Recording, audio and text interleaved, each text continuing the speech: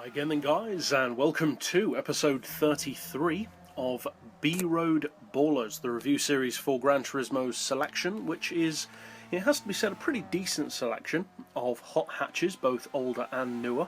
And in this particular pick we are reviewing one of the newer hot hatches, an Italian hot hatch, the Abarth 500, or the Fiat 500 tuned by Abarth.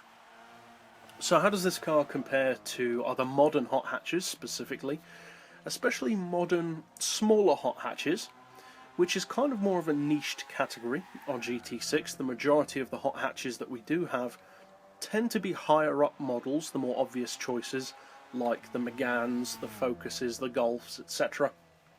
Not as many of them are actually true smaller hot hatches, such as the Abarth 500, the Polo GTI, the Lupo GTI, and the Mini Cooper. We do have some, like the ones I just mentioned, but not as many.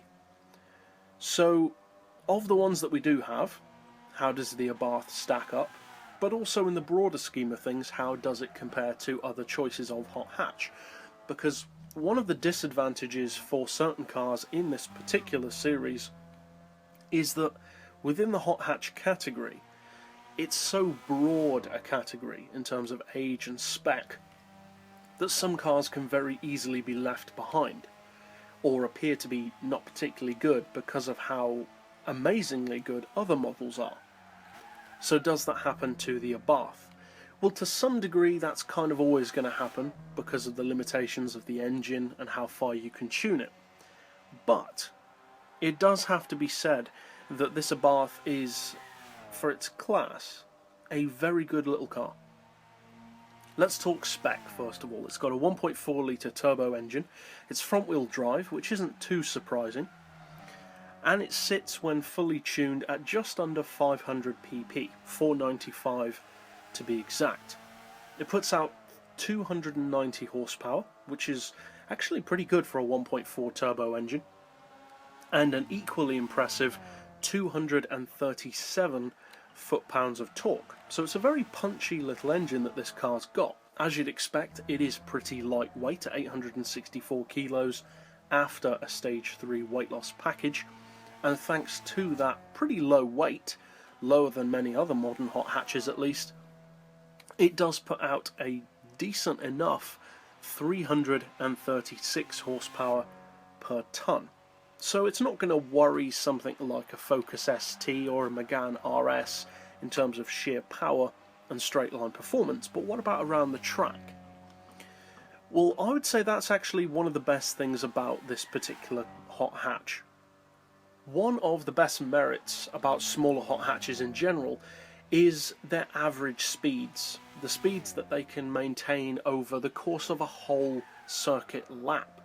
Because whereas some hot hatches are particularly good at handling, but not necessarily for straight line performance, others are good for straight line performance, but vice versa, not very good at handling, the merit of many of these smaller hot hatches, like the Abarth, the Lupo GTI, and some others, is that because they have a high, but at the same time manageable amount of power in such a compact body and chassis, you can really throw them around corners at incredible speeds.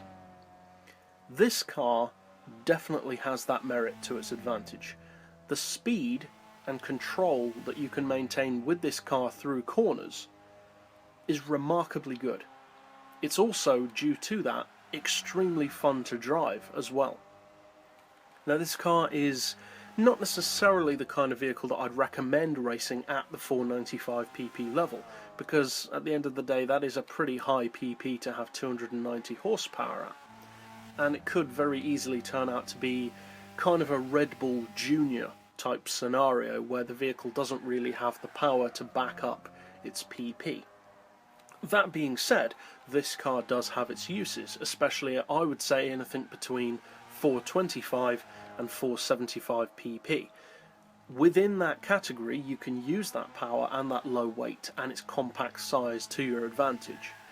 It's also, on a side note, a very good looking car, I think. Not necessarily down to purely its style, but the fact that it is a premium model And whoever rendered this car, or whatever team rendered this car into the game, clearly liked it a lot, because the graphics on this particular car are very good, especially the interior, which is a lot better rendered, I would say, than many other, even premium models that are on Gran Turismo 6.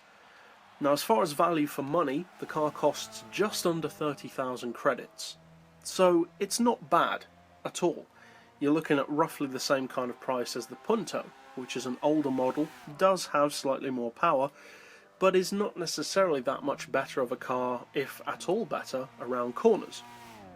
So for the value side of things, it's a great car as far as I'm concerned. The price is very good. It's expensive when you think about paying that kind of money for a Fiat, essentially, but it's not just any Fiat. It is a genuinely good hot hatch, especially in that smaller hot hatch category. Can it take on something like a Mini Cooper or a Focus ST? Not really.